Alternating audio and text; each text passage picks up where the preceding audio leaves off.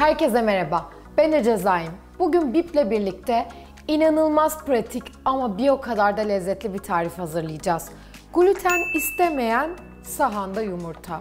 Ben sahanda yumurtayı inanılmaz çok severim. Aslında yumurtanın her türlüsünü severim.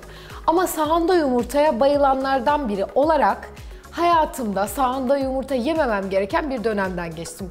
Bu da hamilelik dönemimdi. Her iki hamileliğimde de deliler gibi yumurta istememe rağmen tabii ki sarısını çiğ olarak yiyemeyeceğim için bir türlü ne yapacağıma karar veremiyordum. Ama o isteğimi de kesinlikle öldüremiyordum. Daha sonra bu tarifi yaptım ve kesinlikle bana sahanda yumurta hissi veren, onun kadar lezzetli hem de yanında ekmek yemesem de gayet olabilecek bir yumurta yaptım.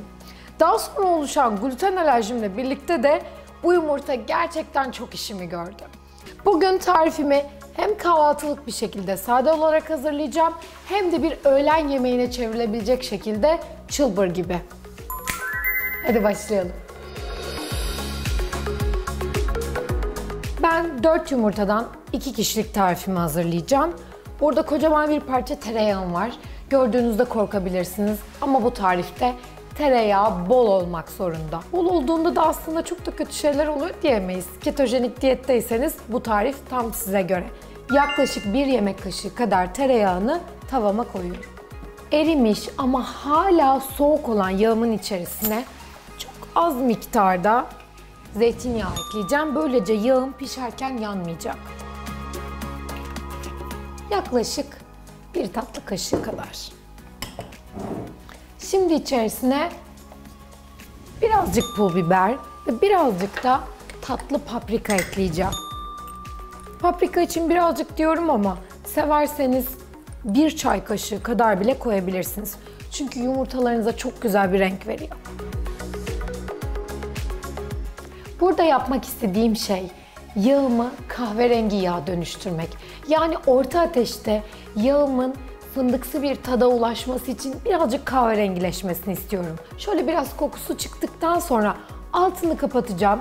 Tava soğuduktan sonra yumurtalarımı kıracağım. Değişik bir teknikle yaptığımı en baştan söylemiştim.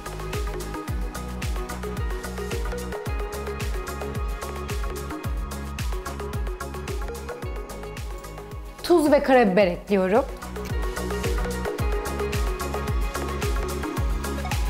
Altları tamamen pişene kadar yaklaşık 2-3 dakika kadar pişireceğim. Ardından yumurtaları ters çevireceğiz. Yumurtalarımın tersini çevirdikten sonra sadece içlerine hafif yumuşak istediğim için böyle bir 30 saniye kadar pişirdim. Tam katı isterseniz 1-1,5 dakika kadar da pişirebilirsiniz.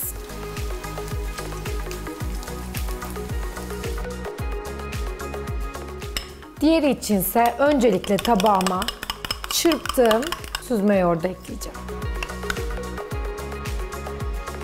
Son olarak öğle yemeği için hazırladığım çılbır versiyonunun üstüne kendi yaptığım çağlalı probiyotik lahana turşusunu ekleyeceğim. Siz bu aşamada isterseniz bu şekilde veya taze baharatlarla süsleyip de servis edebilirsiniz.